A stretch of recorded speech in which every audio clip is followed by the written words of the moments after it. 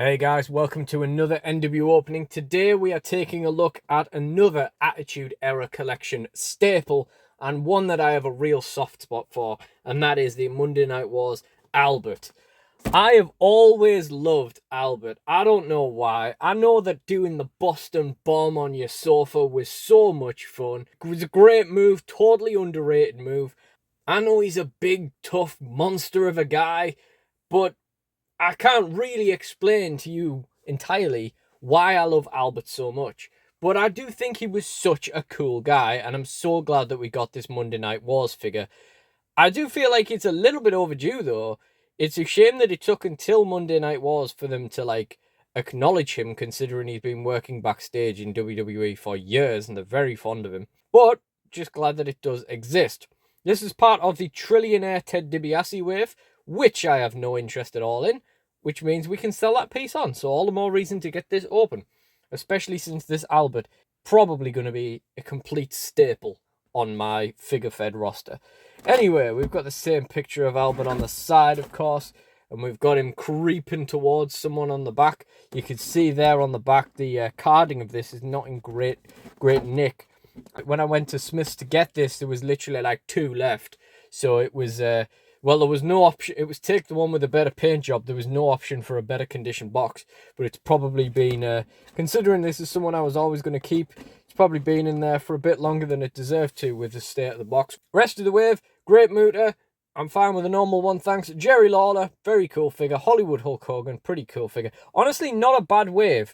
I'm not interested in the Build-A-Figure. I'm not killing myself to get any of the others, but the Albert was absolutely vital. This was a no-brainer. This was no choice in the matter. The fact that it actually got to there being two left in stock for me to go and buy it, that's absolutely ridiculous. I should have just been straight there. And it's a lesson I learned with Steve Blackman when they sold out, more or less immediately. But yeah, let's get into this guy.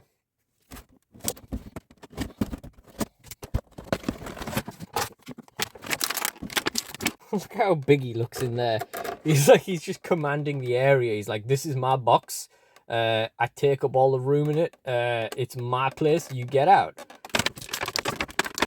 Wow, that hand is really stuck. I've never seen this before. The hand is like stuck in the plastic. Like the plastic's like stuck round the fingers. Oh, I'll sort that later. His head's really stuck in there. I want to peel it off his bald head.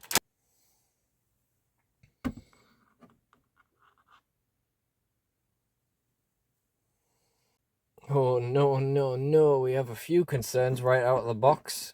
Right, let's have a look at him.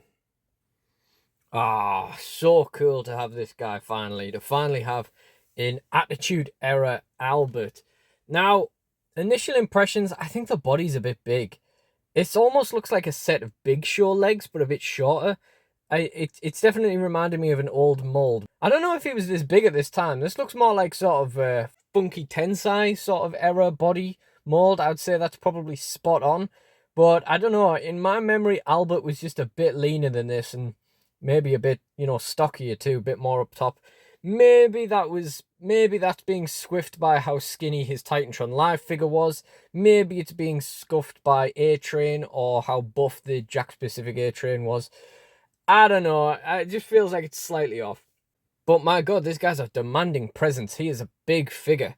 He is some guy. There's a lot of action figure going on here. I'm going to get into one of my concerns first before we get any further into the review. Because, as you will not be able to miss, there are two rather large brown marks on his head that are not supposed to be there. So, I'm going to give him a good going over with the rubber. And we'll see if we can get those off. And if we can, that will just elevate the mood for the rest of the unboxing. So let's do that straight away. To be quite honest, they literally just rubbed straight off. They were no bother at all. He does also have a little mark on this arm that looks like it will come off, but that's going to take a bit more work, so we'll come back to that some other time. But yeah, let's just take a look at this guy. Oh, it's honestly just such a unique figure, isn't it? We got that printed on chest hair, much better than when they try and have, actual chest hair on figures. That always kind of creeps me out a little bit. We've got these like zips down the side of the singlet and the kind of zip down the neck as well. We've got the chain round the neck. Really good likeness in the face. We got the lip piercings as well, which was a really nice detail. We also have the piercings all over his ears as well. Very, very cool. And of course, pretty nicely painted facial hair as well. We've got a little bit of damage to the singlet right out of the box. Just a little bit of like scuffing right out the box at the front here. We've got the just pierce singlet. Of course, we've got those big show legs I mentioned earlier. And yeah, on the back, we got him cosplaying one of the headbangers. More chest hair, and of course the back of that necklace, the back of that chain. But yeah, really, really cool figure. Really, really nice. Didn't do a side view, so we nearly missed some details. We got some cool tattoos, like hidden by the singlet as well. That's a nice little detail. Definitely better than Warlord having Whir of Pain on his leg because he had trunks over the top of his Power of Pain trousers. The joints are giving me slight cause for concern. The head's definitely like loose, but it's not any more loose than like every single Mattel figure I've reviewed recently. They're all just a bit loose, but they stay where you put them. The waist, that's not great. That's kind of like the kind of waist I would expect on a Tensai from 2014, quite frankly. You can see we've also got a bit of paint wear down the side, straight out of the box as well. Not so much on that side, so that's good. But yeah, that waist is a bit loose, but more so I'm concerned about how much worse it can get. It's pretty generous already. Shoulders, that one's fine. Biceps fine. And honestly, I haven't seen anyone with elbow pads on for such a while on NW openings. Now we bring it up. That's such a sassy stance you've got there. You're pulling out all the poses today, Albert, and that one is just sassy all over. He's got the one elbow pad, of course. So we'll check the elbow on the other one. That shoulder doesn't go up. Oh, no, it's not in the right place. That would help. That shoulder's pretty good, actually. Biceps fine. Elbow's fine as well. And the ab joint doesn't move all that much, but it's all right. Doesn't move as much as the waist, anyway.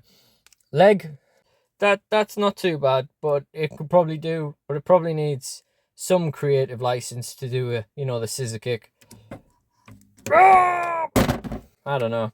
You'll probably get it up there. Probably make it convincing enough. The leg's fine. Knee is fine. Boot is fine, and the foot of the boot actually moves, so that's always good. And the leg is fine, and the knee is fine, and the boot cut is fine, and the other boot moves perfectly. Full range of motion on those boots. Absolutely beautiful. So yeah, the main concern then would be the waist. So not ideal. This is not the figure that I would want to finally buck the trend of having good joints, good waist joints on figures. But I suppose at the same time it could be worse. In terms of accessories, of course, it comes with the torso of the trillionaire Ted DiBiase, which of course we are just going to chuck on eBay, and 2 open grip hands, which I like, especially since this guy is going to be used in the hardcore division. And in terms of his hands, this also means that he has 2 different options for if he's wanting to do that Boston bomb. He can do it like choke bomb style, or he can, have the grip hands and do it kind of like a closer kind of choke sort of thing. So basically speaking, he can do both of his finishes, assuming you can get that leg high enough. Ultimately, I think this is a really good figure. My desire for an Albert would have made my standards pretty high, but honestly, I really like this thing. It's really good. The joints are in good condition. The joints are in great condition compared to some of the Mattels we've unboxed recently.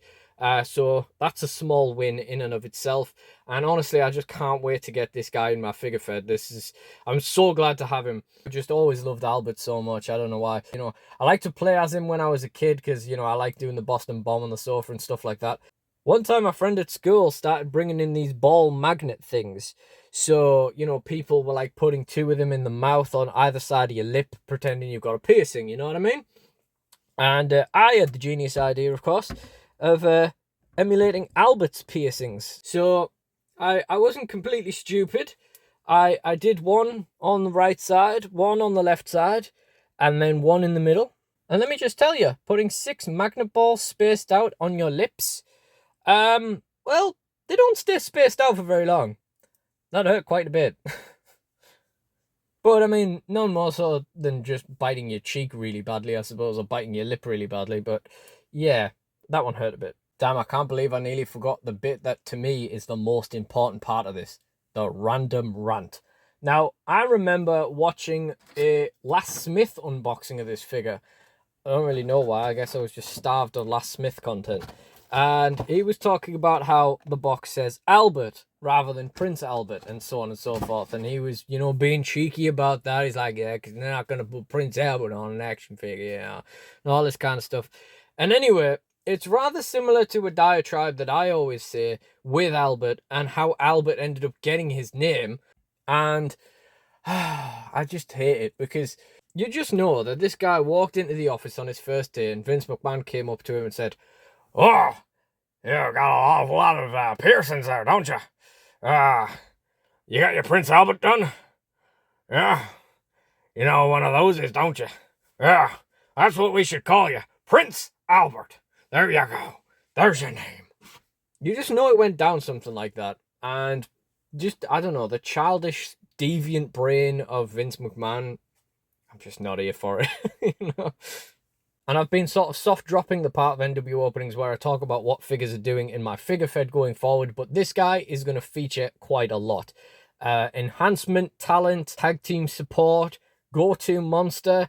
I don't have anything planned for him especially, but I would imagine that he will have some title runs in him as well. As I say, he will definitely be scrapping for the hardcore title at some point. I wouldn't be surprised if he went after the hardcore brand title as well at some stage.